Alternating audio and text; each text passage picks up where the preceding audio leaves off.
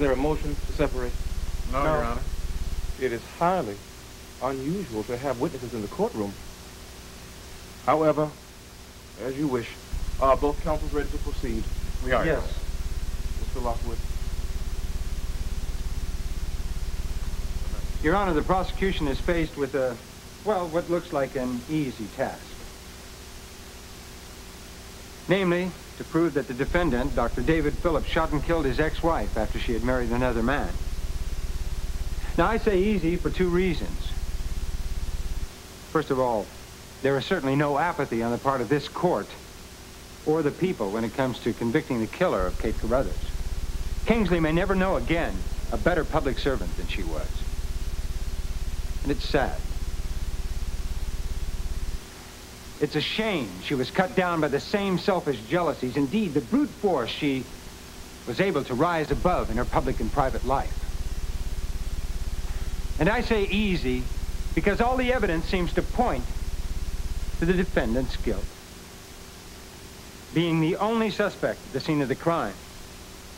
Unable to explain his presence on the apartment grounds. Why, he doesn't even have one feasible alibi. Oh, he'll protest his innocence. And in the same breath, he won't be able to account for 15 hours. That's right. 15 hours on the night of the crime.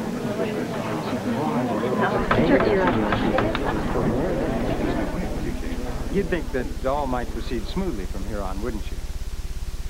But strike the word easy from your vocabulary, because if you let your mind stray from the facts, the evidence and nothing but in this case, you'll find our decision be clouded with all kinds of imaginative nonsense. You see, the defense's angle isn't difficult to figure out.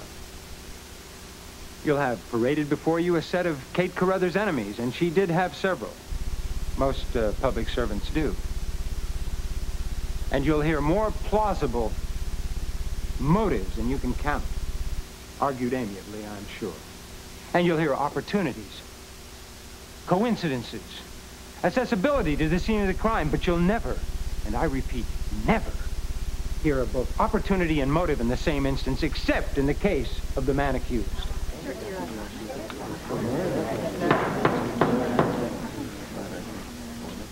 So please, I'm asking you to please be true to your work.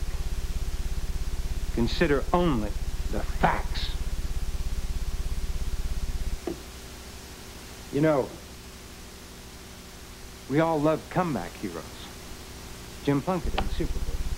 Marvelous story. The Detroit Tigers in the 1968 World Series.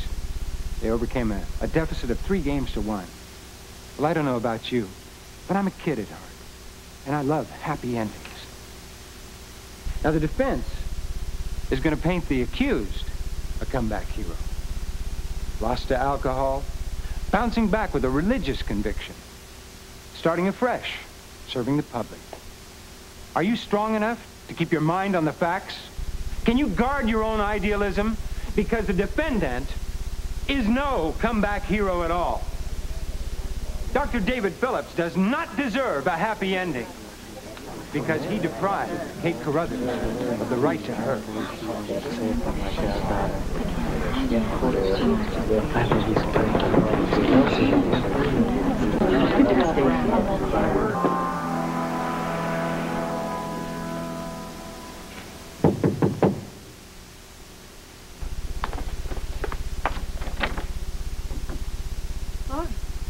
Nancy, I'm not good at being pushy, but we have to talk. Yeah, I guess I expected you a little sooner. Well, would you like something to drink? No, I'm all right.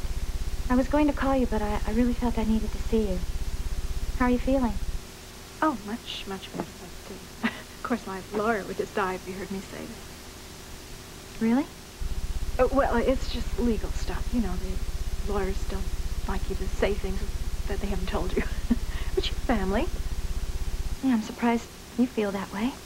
I was thinking about when I came to visit you, when you were in high school. Do you remember the night of your senior prom? Yeah, I remember you were there. Well, you were coming down the stairs in your gown, and you were so excited. Your date was down there, and I remember He looked like he just came in from Mount Olympus or something. I was excited for you. I wouldn't have let on at the time, but I really was very excited for you. So what reminded you of all of this?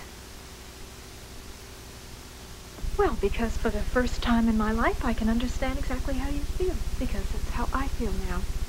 Kind of like